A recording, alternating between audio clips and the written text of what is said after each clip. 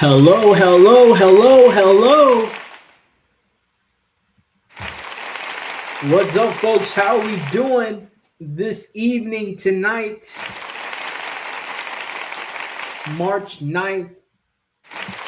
First day officially in the spring forward for all my American folks. Daylight savings. Yes, sir.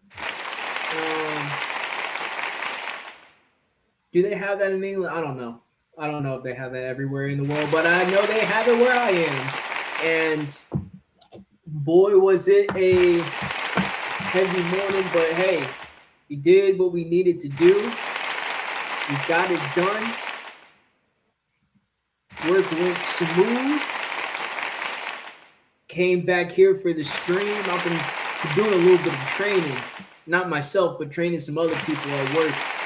So you notice I did not do my posts. I was away from my phone a lot this in the second half of my work day, but I did shoot out the live X post. So hopefully you guys can see that. You will gather in from that, but I'm glad to be live with you guys on Monday, the beginning of the week. Hopefully you guys are having a good beginning to your week.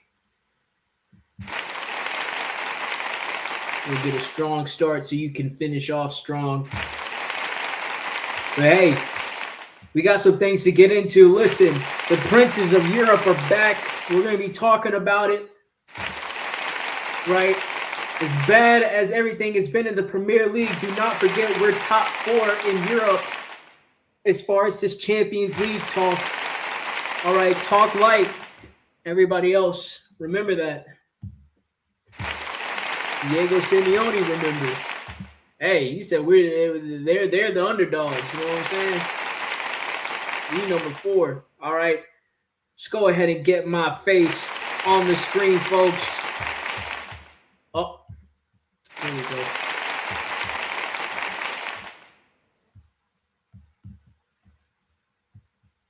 Actually, here we don't go. Hold on one sec.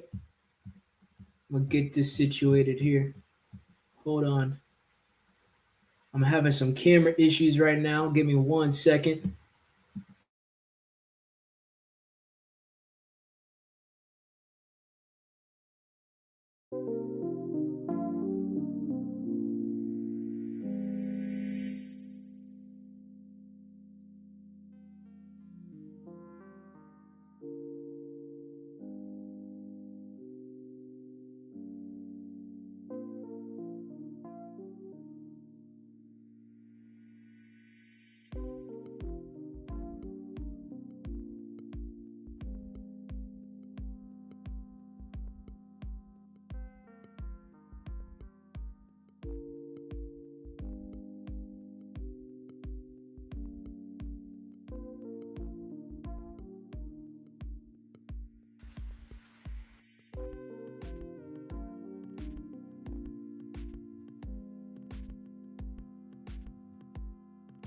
Here we go.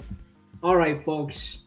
I'm back. Here's my face. Here we go. Sorry, we had some camera issues there. I had to get those resolved real quick. But I am back nonetheless. Hey, let me hear them. Hold on. Where's my... Here we go.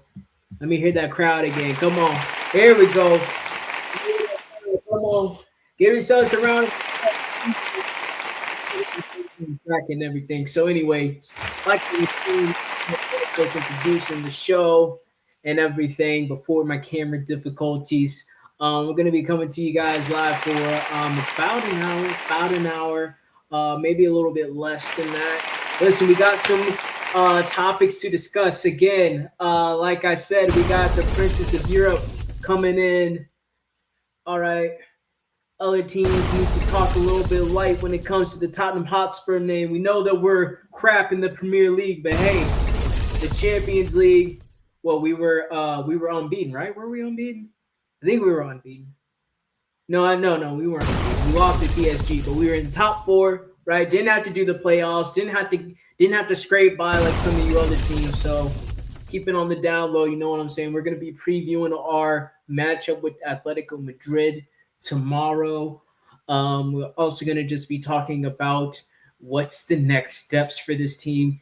Should Tudor be in this position still? Should he still be the head coach of Tottenham Hotspur? We're going to discuss that as well.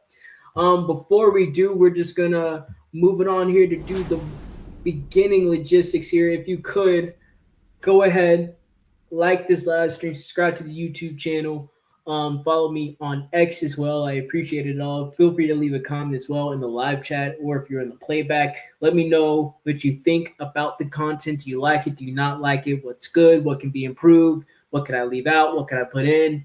Oh my God, I'm sorry. Well, that's first off. Yeah, that's the first thing. That's the first thing we need to probably. I'll try to improve upon that. All right, that's one of the things I can improve upon. But leave a comment of what I can do better. Remember to like the live stream and everything. Subscribe to the YouTube channel. I appreciate it, folks. I appreciate it so much. Yeah. First, we're going to discuss really the Champions League preview. What we have coming up against Atletico Madrid. Give me 1 sec to get this screen share going.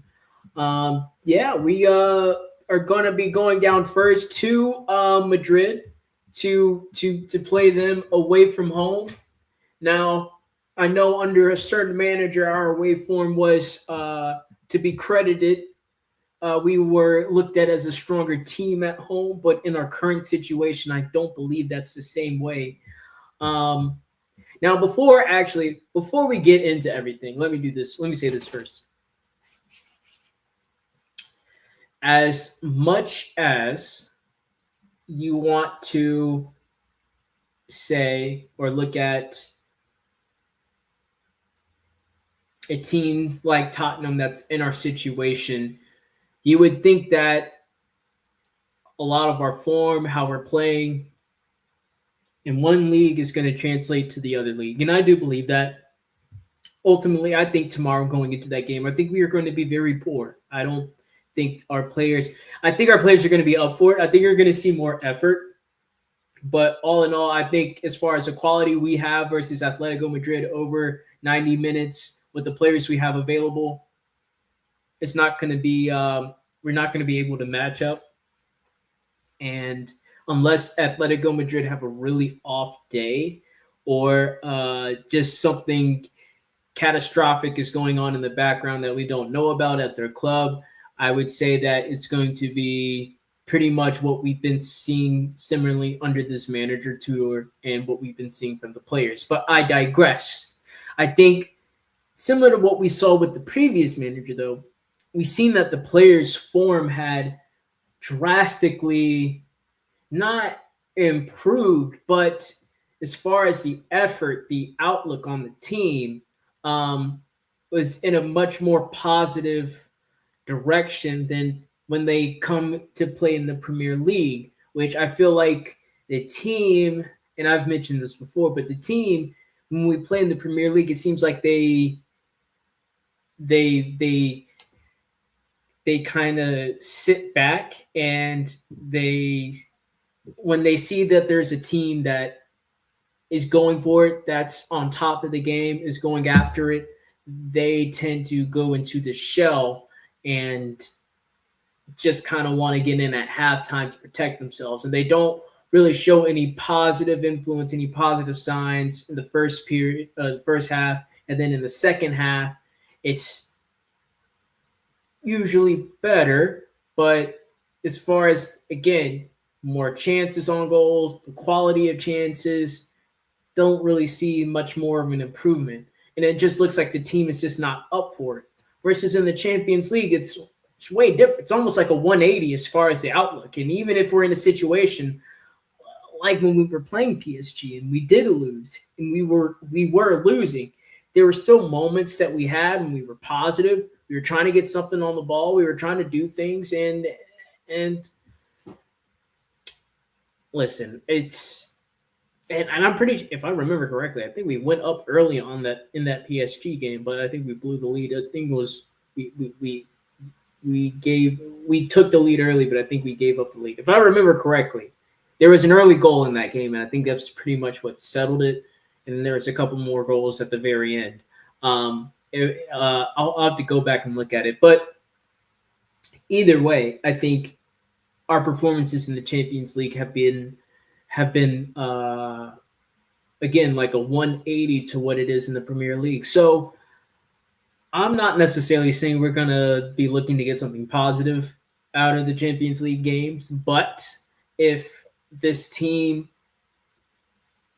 which as much as it's kind of dumb to say, if this team needs a break from the Premier League, then this is that break to take. You know what I'm saying? This is that game where you're going to be playing against different oppositions. That's as much as I mean, Atletico Madrid, I think it's a physical team, a good passing team, very good team. So they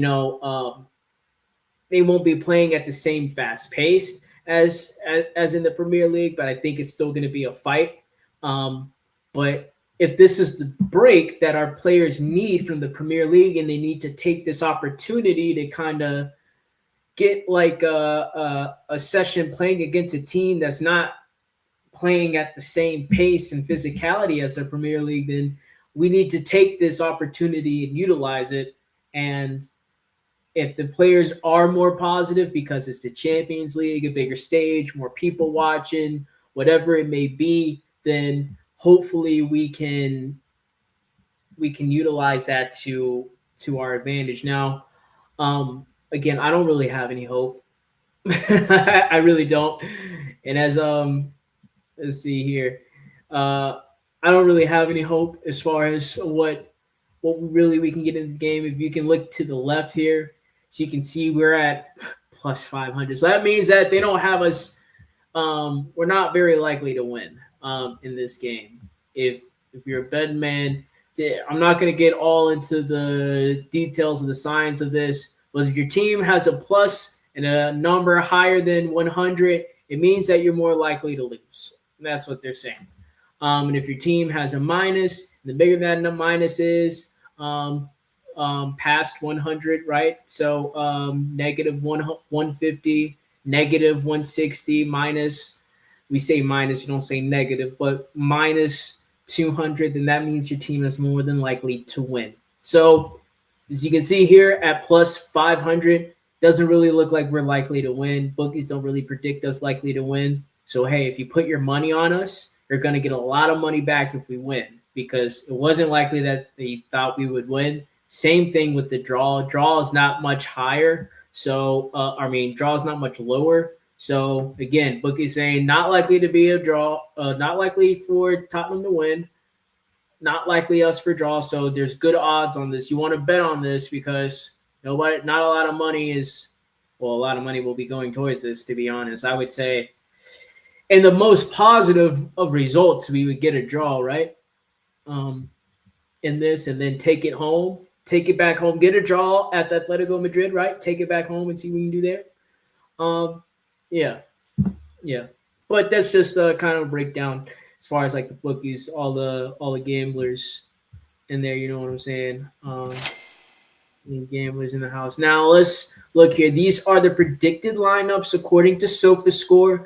As I've seen in previous shows, this has absolutely nothing to do with what we should line up with, or is what Tudor will line up with. But as we can see here, it's a 3 in the back. Again, God,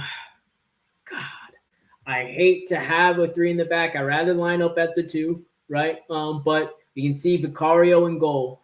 Pedro Porro, Christian Romero, and Kevin Danzo make up the back 3. We have Archie Gray and Souza out wide. Souza is predicted to get his first Champions League start. That's good for the 19-year-old. Cool moment for him. They have Pape Sarr and João Palhinha in the middle. We have Kolo Muani, Xavi Simons, and Solanke up top as far as attacking. Their predicted lineup: Atletico Madrid. We have Juan Oblak in goal, who is a pretty good keeper. We have I don't know that guy, Ruggeri, Honko, Pubil, Llorente, um, Buena, Koke, Johnny Cardoso, shout out the American, Simeone, that is Simeone's son, the coach's son, out wide. We have Yulin Alvarez and Alex, I think it's Alex Sorloth, um, up top. They're going to be in a 4-4-2. We're looking to line up in a 3-4-2-1 or a 5-2-2, however you want to do it, whatever it is. I think it's a 3-4-2-1 in a 3-4-2-1 formation with the wingbacks Archie Gray and Souza going to be bombing up and down those wings. Kolo Muani and Zavin Simmons in the middle to connect with Dominic Solanke. On the bench, available. Woo. Never mind. They're not going to show us on the bench. Never mind. So, as you can see here, though, with the injuries, right, they don't really have a lot of players injured, right? This is the team they have. This is the team they're setting up with.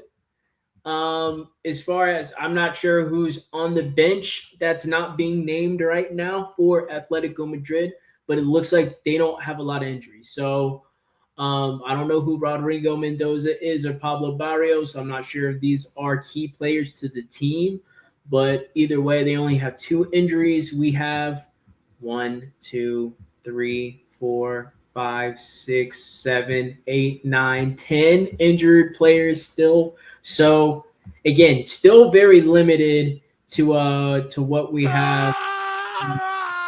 But hey, it is what it is. It is what it is. We're gonna have to get something out of this game. Again, like I said, I think our players have been more positive in the Champions League, and if this is the kind of break they need from the Premier League, right, to kind of collect themselves, play a game where they can kind of get some time on the ball, a little bit more time on the ball than what they would in the Premier League. Now, the situation would be though that the stakes are very high in this because I think for the Kolomuanis and the Xavi Simons and the Romeros and I mean all the players really, but for those bigger name players, right? They want to have a good showing in the Champions League because they know that this is the highlights in the Champions League and them playing on that stage is going to be part of their highlight card and part of their ticket of getting out of this club when it comes to the end of the season.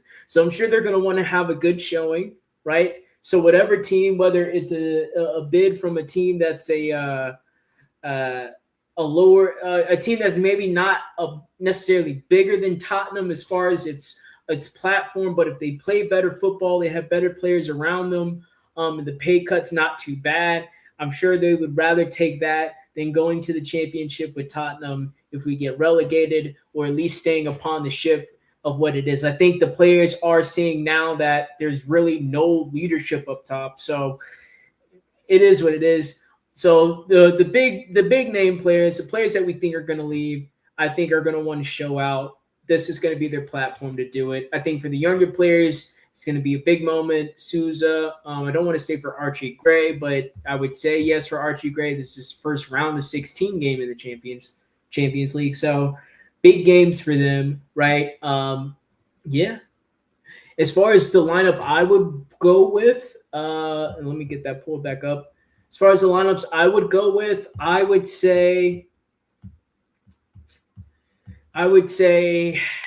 oh man, thing is, if I was giving Kinski some starts, I would definitely have Kinski start in this game. But since Vicario's been the one playing, I'd probably keep with him because he's the only one in form. I'm not sure if you want to put non-playing Kinski in goal, giving him the start in this game. But if Kinski was starting or had more playing time in more recent games, then I would definitely have Kinski in goal. I would definitely not play with the 3 at the back. I'd play with the 2. All right, Kevin Danzo, Romero in the middle. You have Pedro Porro and Souza out on the left and the right. In the midfield, I would do a 3 with Polina protecting the 2 of Danzo and Romero. Hey, you can keep Uh, I mean, I would go with Xavi Simmons, and hmm, I would go with the a two pivot, right? But I want Xavi's in that attacking middle, right? So what you would do, I would definitely have Xavi Simmons in probably a honestly, to be quite honest, I think Pape Sarr is a little bit more disciplined when it comes to the defensive work than Archie Gray. So I'll probably have Polina, Sarr, and Simons in that midfield out wide, Kolo Muani, Solanke. Mm.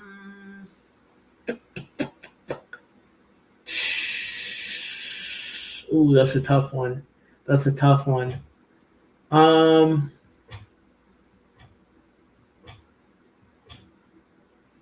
Maybe Richarlison. Richarlison's not out, right? Yeah, Richarlison's not out. Um,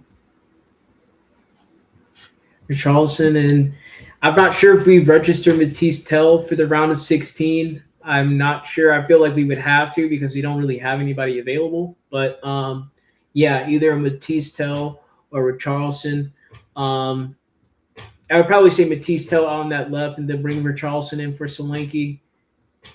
Um, Keep Mwani out on the right, and I would go with that. And even though Mwani, I don't think is necessarily in his natural position, maybe Archie Gray when, or I'm sorry, Pape Sarr.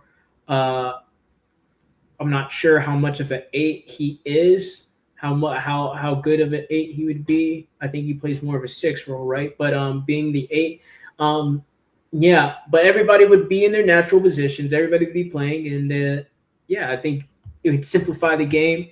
Again, different atmosphere, different feeling from the Premier League. So I think the players will kind of, I wouldn't say be relaxed, but less tense than in the Premier League games. I think there'll still be some intensity just from the stakes and the platform of the game that they're playing. Around the 16 Champions League, Atletico Madrid. Right, the crowd's going to be loud. They're going to be rowdy. The players are going to be physical. Um, um, it's going to be a very high intensity environment. But I think yeah. Again, I think the positive result to take away from this, right, is a draw, right? If we can there, that'd be probably the best. That'd be probably the best. Um yeah, so that's pretty much the UCL preview. Hopefully we can get something positive out of this game, like I said. Hopefully we bring it back home. Even though we don't do the best at home, we're not in necessarily the best home form. But I think it's always good to try to have that the penultimate game in your backyard versus playing it away, right? The um, I think the fans will definitely show up to that home game. Um, fans just yay, just gonna be up for anything, right? Um, so it is what it is. Yeah. We'll see, folks. We'll see. Just for my gamblers out there, you know what I'm saying? My guys. What can we say about this game? What can we say about this game? Well, let's take a look at the who's out there on the field. Again, this is just predicted lineup. Again, predicted lineup. But let's take a look at the Atletico Madrid, right? Because I think if you're a Tottenham fan, you already know what kind of poor form we're in. But if you look at Atletico Madrid, right, they're in third place. I think you say pretty much par on course of what you think of Atletico Madrid in La Liga. If you're like me, you don't watch a lot of La Liga. I only watch a game here or two. I have ESPN Plus, so I have access to the games, but I don't really follow a team, so I'm not necessarily so hung up on trying to catch all the games, but I do definitely watch them when they're on. But again, this is par for the course for Atletico Madrid, right? You would say they're the third largest team in La Liga behind Real Madrid and Barcelona, so pretty much going the same way as before, or same way as before, pretty much going the same way as usual. You look at their most recent form; they have 3 wins. Uh, they're 16, 6, and 5. They only lost 5 games this season, and you see there from their opponents. I mean, Real Madrid and Barcelona only lost 4 games. So you're not even talking about the margins being that big. You're seeing Real Betis as well, only losing 6 games, right? So you're talking about a team that's in a pretty competitive league. There's not a lot of teams that are losing in this league. Once you get to the seventh, yeah, that's 17. Espanyol's team seeing in double digits. But yeah, that top 6 is very, very competitive. They're tied right now with Villarreal, which if you want to make any comments about that, but you can see there from that Villarreal team, it looks like they're doing pretty well at 17-3-7. So in a pretty competitive league as far as I would say. They're in good form. They're in a 3-game win streak.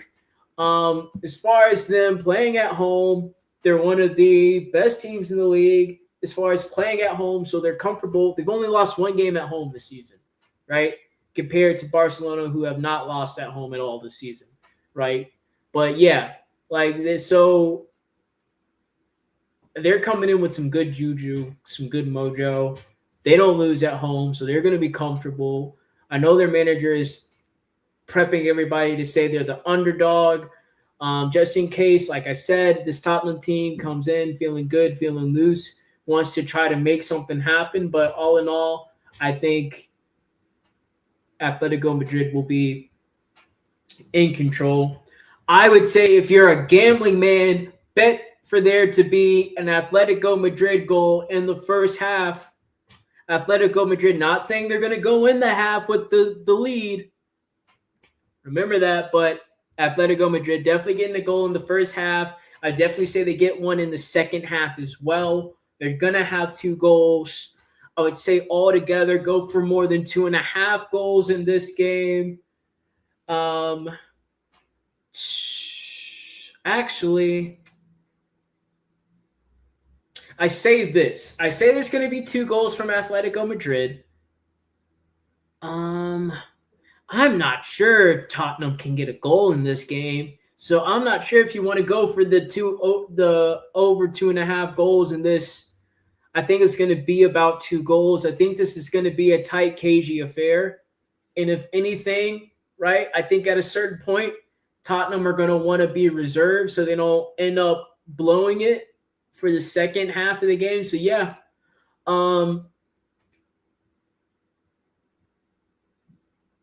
listen, I think Diego Simeone, Atletico Madrid are going to be smart and that they're going to want to get their goals when they're at home and then go on the defensive when they're away. I don't think they're going to want to be defensive when they play at home.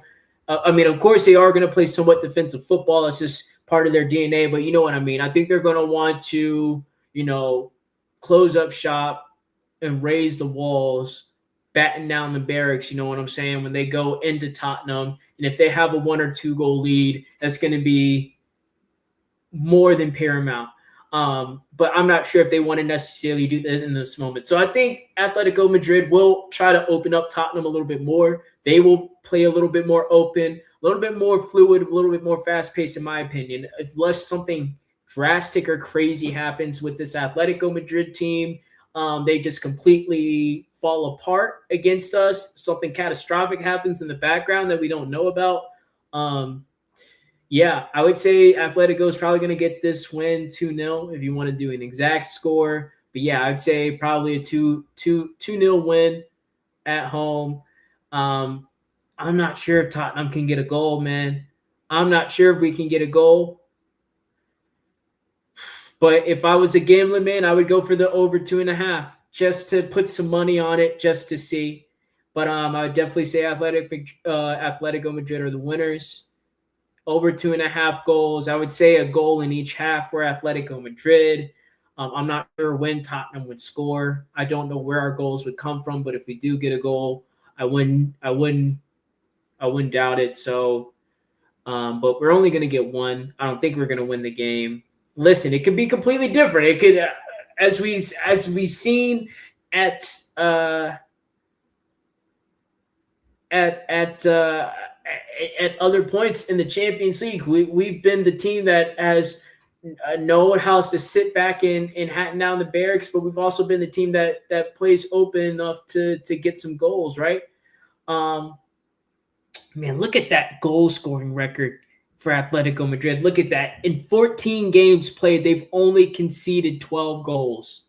12 goals in 14 games. So that's less than a goal a game. So they're used to the shutout, if not only conceding one, if any. So yeah, I can't see Tottenham getting a goal. I don't see our offense being any expansive enough or clinical enough to get a goal against this Atletico Madrid team. And even if we did, it's going to be one.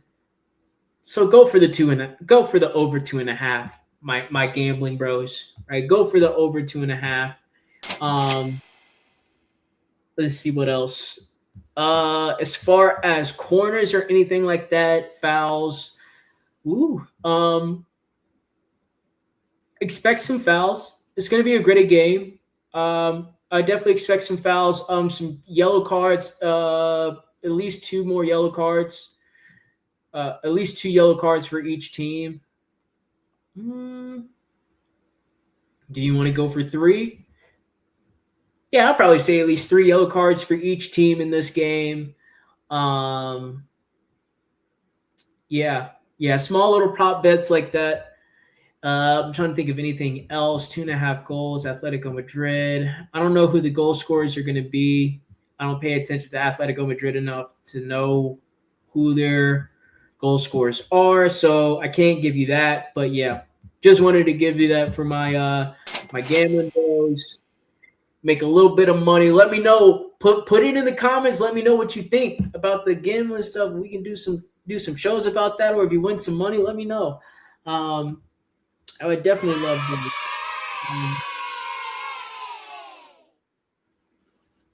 Yeah, man. But hey, let's see what else. We're gonna close on if Igor Tudor should be the manager. I'm not gonna make this too long, right? Let's see here. I thought that there's an article. I thought I found an article on this somewhere.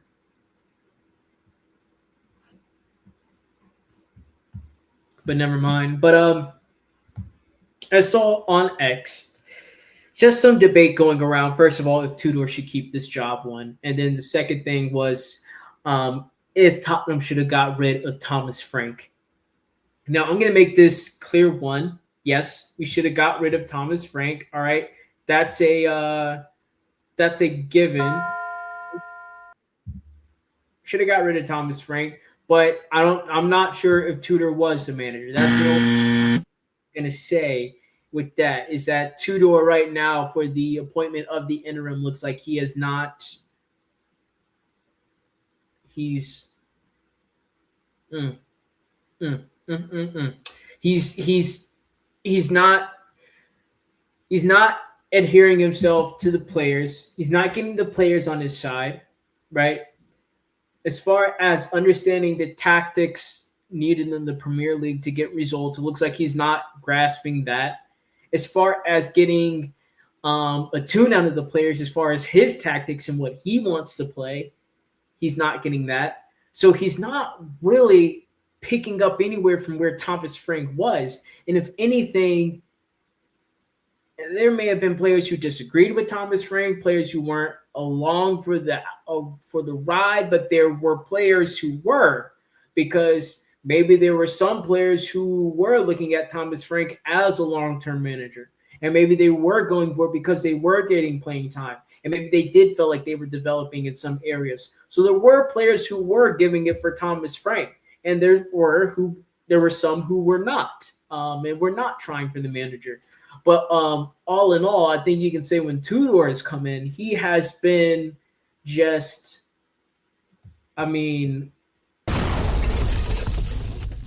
catastrophic. been a nightmare, really. It's just been a nightmare with Tudor. And like I said, maybe this Champions League game will maybe give him somewhat of a break against the Premier League, against teams that are definitely making it tough for us to try to get anything towards the end of the season. But he has to shape up as far as what he wants this team to do and how he sets them up to do it. And I think as good or as bad as a manager he may be, he's not making that connection. And I think that's the issue. He's not making the connection of getting the players to buy into what he's doing, and then setting them up, and then two, connecting those two ideas together. Buy into what I'm doing by doing this, get some synergy in the training ground, and then take that synergy into a game. I don't think there's been any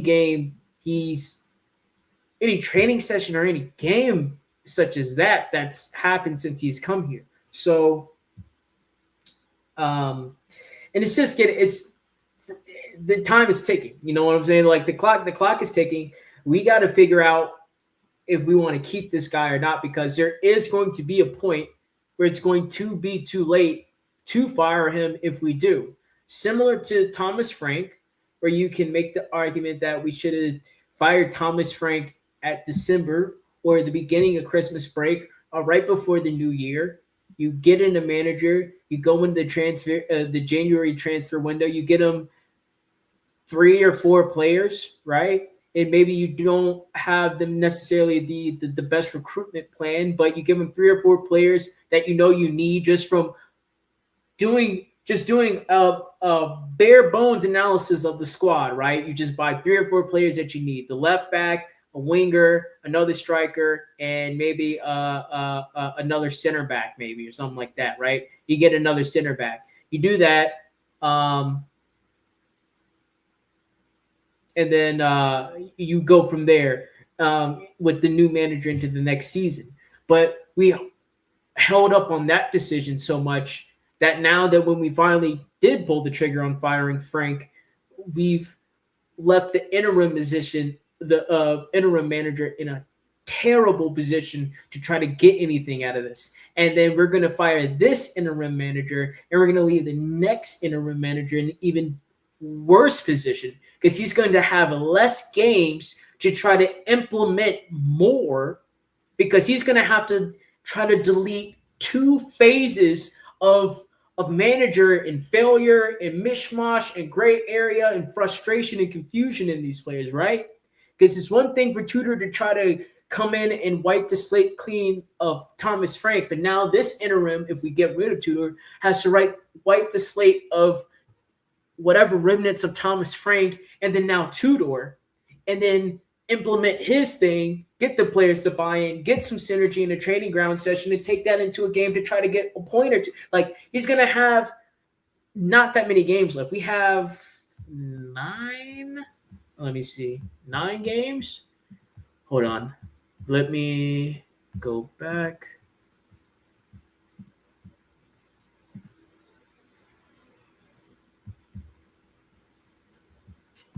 How many games? 29. Yeah, so we got 9 games, 38 games, 29. Jesus Christ. I just saw the 5 straight L's across Tottenham. Look at this shit. Hold on. You have to see this. Look at this. Look at that. Look at that. That's insane. Oh my goodness. So yeah, we have to I can't even, it's just so bad. I can't even focus on what I was last saying. It's just so disheartening. It's so it just throws you off. I'm distraught right now seeing that from my team. 5 straight losses. Like, it's just, oh man, just look at that. Just look at the side of that. Out of all the teams in the Premier League, whose form is even remotely close to that? Whose form is even remotely close to that? Which team is operating this way? Not even Wolves can say they're operating that badly. At least they have 2 wins. They have 2 wins in their last 2 games. Burnley can say we at least have a win in our last 5. West Ham says we just won our last game. Even Nottingham Forest, who's below us, said at least we could get a couple of points when we need it to make it something. Leeds, another team that's right there in our position, at least they said they can get a win in the last 5. Look at this. This is insane. I'm sorry. It's just completely it just blows my mind, man, watching that or seeing that sight. That's crazy. That's crazy. This club is just in a complete.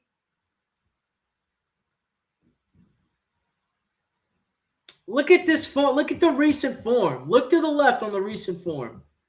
Look at that. Look at that. The 2 Champions League games were our last win. That's the only reason why we can get hope from this Champions League game, right? But look at this. Burnley, Man City a draw, West Ham, a loss. Crystal Palace, a loss. Fulham, loss. Manchester United, loss. We lost to 5 teams. We are on a 5-game losing streak.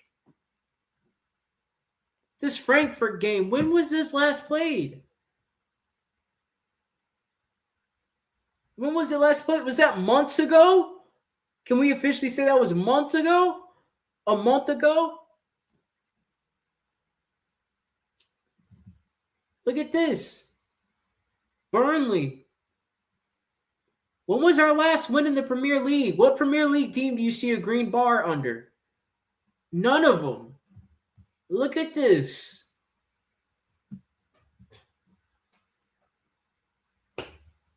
It's crazy, man. It's crazy.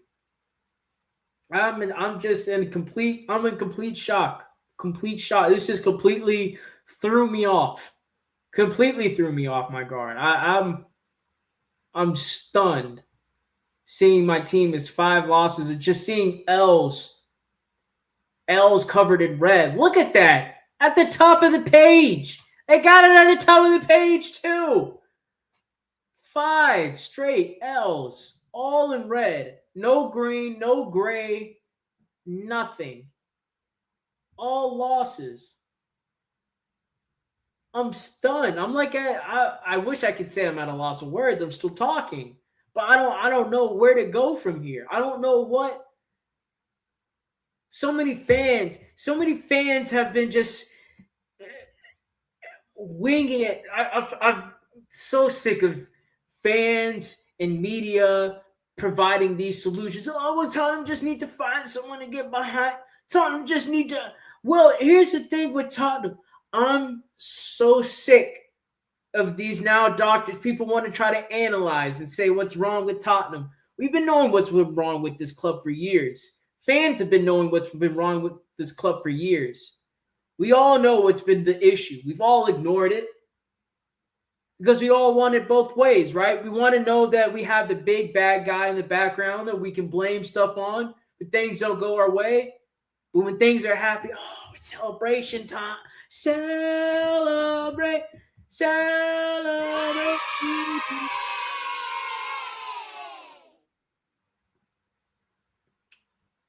But then when it's time to actually deal with the consequences of what we have, where is everybody?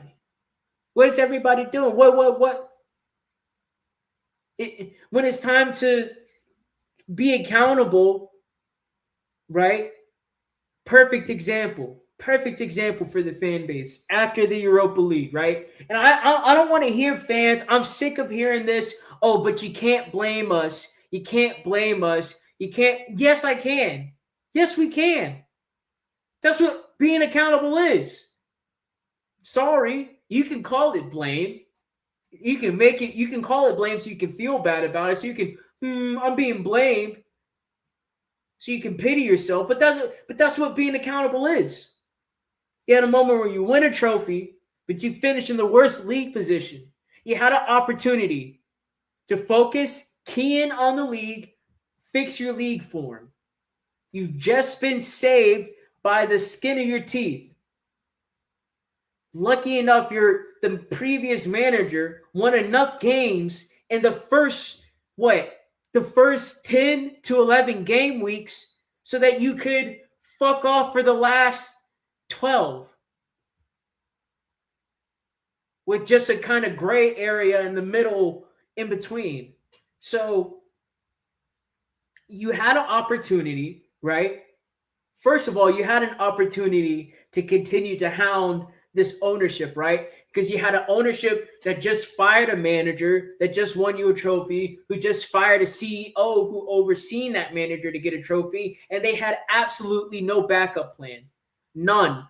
They hire a former staff member of your rival club, someone who's from the scum across the street, who they wouldn't even piss on if he was on fire. You think Arsenal fans care about Vinay?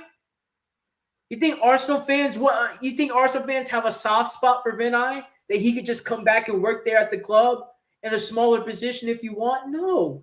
They hated him for the same exact reasons we're seeing why they hate him, because you can tell he's a person who's pulling the strings, is a mastermind behind all the media and glamour that covers up all the bullshit that we're seeing, right? So we hire that guy to be the CEO, who, by the way, wasn't CEO at Arsenal, has no experience being a CEO at a football club. The only thing he was a CEO at was running a fucking running like a fucking tournament or something like that. Running a tournament for whatever. I can't even remember. That was the only thing he was the CEO for. Was for a commission running a tournament. So he has no football experience being a CEO. You then hire Lange, who just got fired from being a director for doing so poorly at Aston Villa that he got fired. He got fired. They made up a position for him, and then he left on his own accord. He got fired, right? They made up some fake position. They isolated him in that position, and at that point, it was either you can leave by yourself, or we're just going to straight up fire you, and it's going to be all over the media. And he left. He left, and we hired him. So you have an ownership that hired scum across the street, hired a guy that lost his job due to his abilities over time, right? You then hire a manager who has not won anything in his managerial career, and who is going to be a risk or liability regardless if you plan to do some long-term project or development with them, or if you were expecting him to get you results in the short term. And to top it all off, before you fired your CEO, want to release a video with your release a new video with your sporting director talking about, I can't wait for us to try to go for the Premier League. Fans, I can't wait till you see the plans we have for trying to win the Champions League, because this Europa League, this is just the beginning. And what do you see? We sell Son, we sell Brendan Johnson, we sell these players. We get rid of goal scorer after goal scorer after goal scorer. We brought in nobody, right? We doubled down on a kid that didn't even do well enough to get into the squad that played in the Europa League. We fired the manager who won us the Europa League for a loser. You get rid of your goal scorers. You get rid of your captain. You make a guy who's captain, who I'm pretty sure that season at one point said, hey, I want to leave because things are kind of bullshit around here. You promise him to make him captain if you stay, and hopefully we can pay you more. You convince him to become the captain. So you make a guy who's captain who you allow the manager to make a player who's captain, who at one point was coming out saying, hey, I'm about ready to go. My agent is talking with other people. He's saying, I'm about ready to go. And I didn't stop him. Do you see just like, do we really see like any positives about the decisions being made? Like when the decision's being made, and granted, hindsight's 2020, right? But when the decision's being made and you just do just the smallest of research into it, do we actually see a positive coming from this? Do we actually see anything, or is it always hope? Are we always hoping that a grand scheme is being made, a grand scheme is being had, that this doesn't look right because we're making chess moves 2 or 3 years down the line, so we're doing this now? Or are we, you do the simplest of analysis and you say, hey, this is a bad move. Hey, Thomas Frank, he hasn't won anything versus a manager who literally won pretty much everywhere he went. He even struggled to win in the Premier League, but he got us something. So maybe if we get a next manager, yes, maybe a manager that's won in more competitive leagues, more higher platforms, played in more higher pressure games, but get someone who's won something. We got to get somebody who won something if you want to get something. But they said, no, if we want to get something again, let's hire a guy who's done nothing. He's done nothing. He has no plan to win anything. He's never done it before. He doesn't know what it looks like. And even if you say we wanted to give him a project, this was going to be a plan, you don't even give him a full fucking season. You fire him. Like, what is the planning that we think as fans that we're going to see any positives come out of? Why do we keep thinking that we should sit here and continue to accept this? Sit here and let these people make these decisions, continue to go on and on and on. And if we get rid of Tudor, by the way, don't worry. These same people who made all these horrible, shitty decisions this season are going to make the decision on the next manager. And you know what? They're going to come out with a fancy media video, nice media video. You're going to see the training facility in the background. There might even be a big Tottenham badge on there. It may be even in the yellow. It won't be in the navy or in the lily white. It's going to be in that yellow with the blue, navy blue spur on there. It's going to look like a good old retro badge, right? You're going to see the training facilities maybe in the background, the water fountains going off, spraying the high arc, so you see how big and vast and green the fields are. And Land is going to be sitting there with his hands, his fingers crossed, his thumbs, with this, he's going to be cupping his balls, sitting there with his palms, sitting there with his, his knees all tucked together. So, guys, hey, so just to let you know, we came up with another manager decision. I understand that we didn't get the last two right, and that a lot of fans are upset with us, but hey, we just want to let you guys know that we have your best interest, and we know, and we hear you, and we're going to do better. I promise you that. And guess what? About 50% of the fan base, oh, shucks. Oh, well, Land, you didn't mean nothing by that. Oh, all the Enoch kids, they didn't mean nothing by that. We're going to give them another chance. Oh, give them another chance. Give them another chance. Come on, look at him.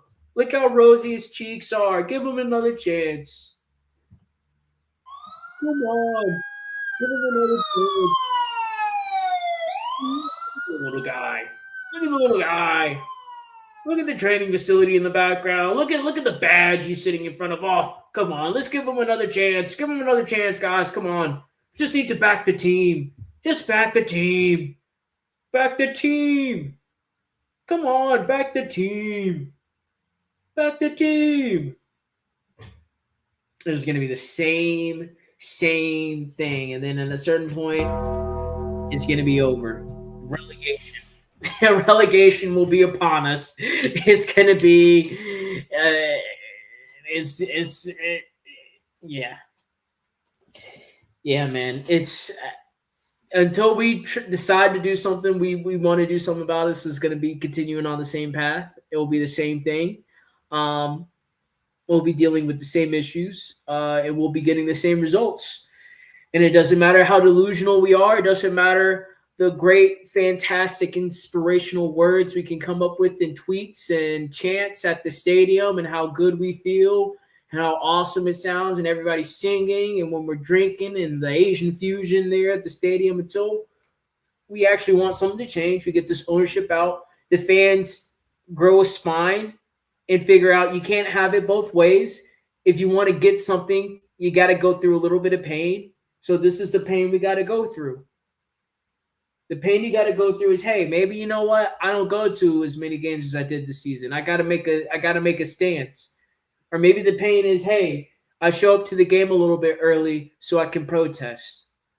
Or hey, maybe the pain is, instead of going to the game, I'm just going to go down to the streets next to the stadium and watch the game there and attend the protests. Maybe a little bit of pain is I'm not going to spend as much money at the club store this season as I thought. Maybe I won't get as much stuff. If I got a family member who's a Tottenham fan and give them a Christmas gift or a birthday gift, they ask for it, then I'll get it. But other than that, I'm not getting anybody any Tottenham stuff, not getting myself Tottenham stuff.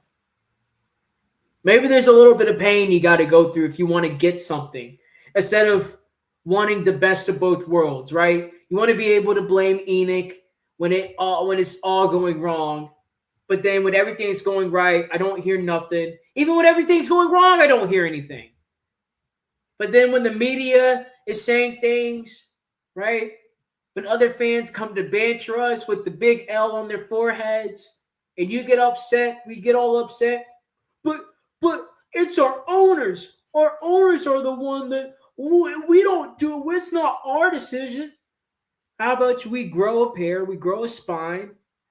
We're not going to sit here and let this ownership do this to us, right? Be like every other fan base who realize they do have the power because we have the money, and that is the power that runs the Premier League now. So if we stop the money, they'll stop and listen to us.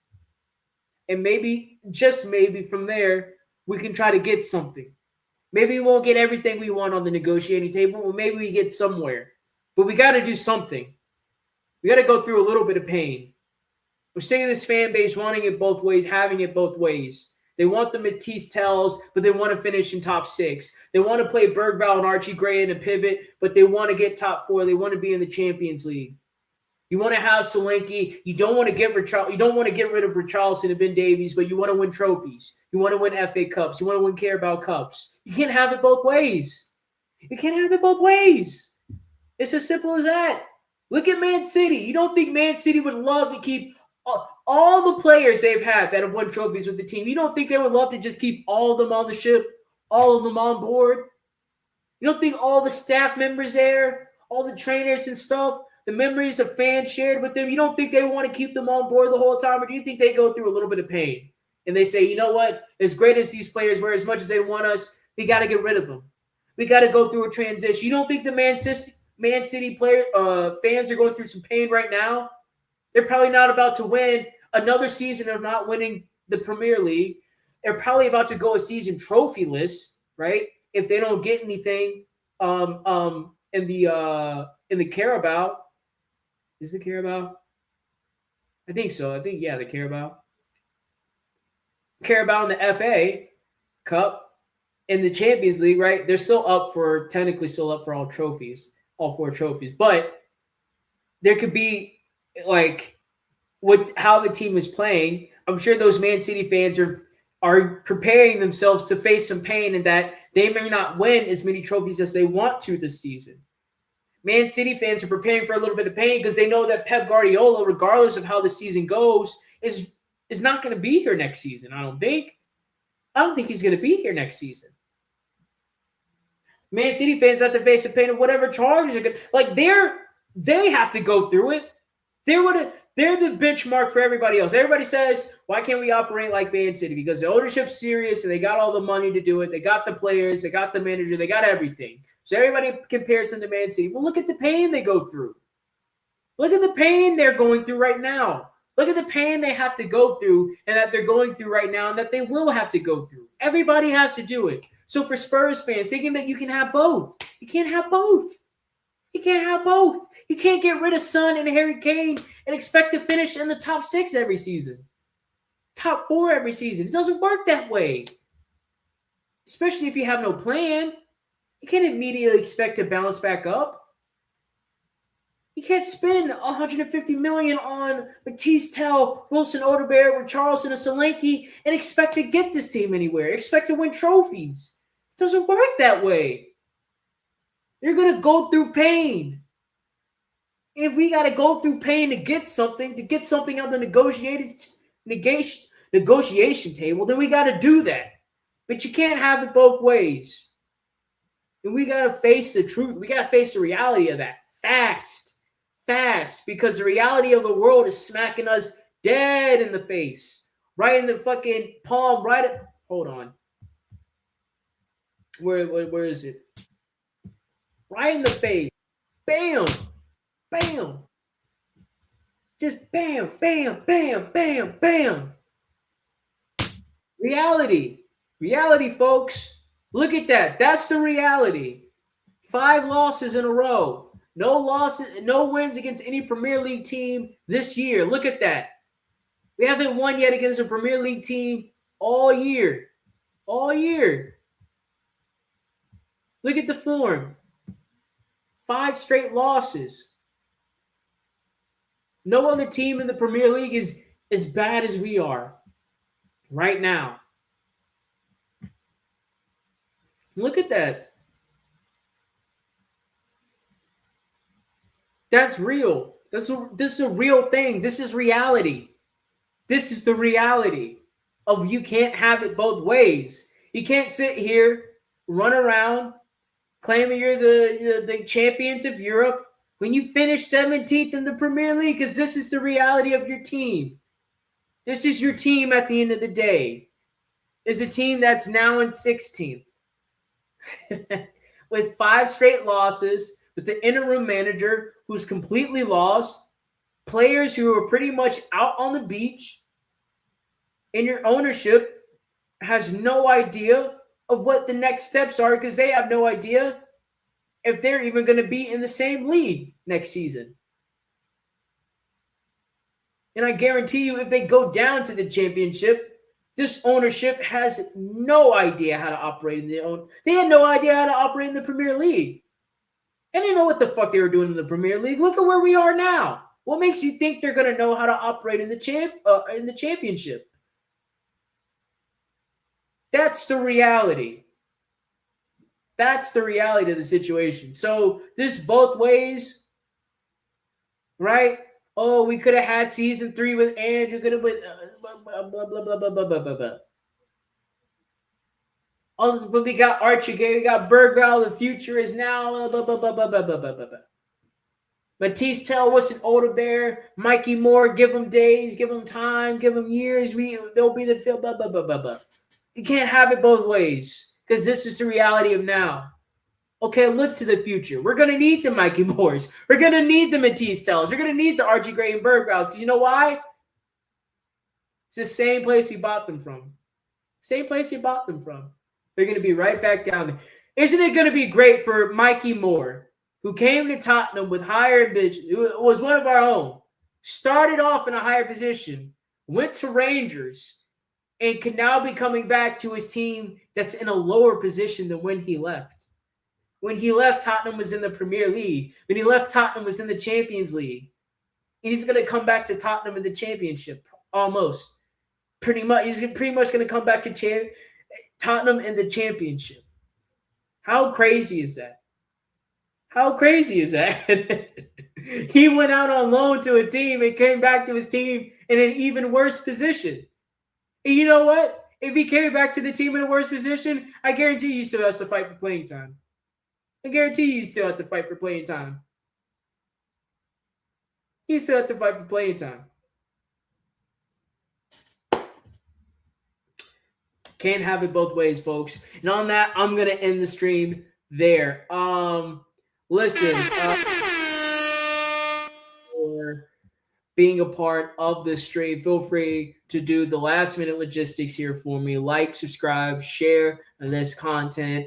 Let me know what you think about it. Put your comments in the live chat or in the playback chat below. Like this live stream, subscribe to the YouTube channel, follow me on X for the post of when I'm going live.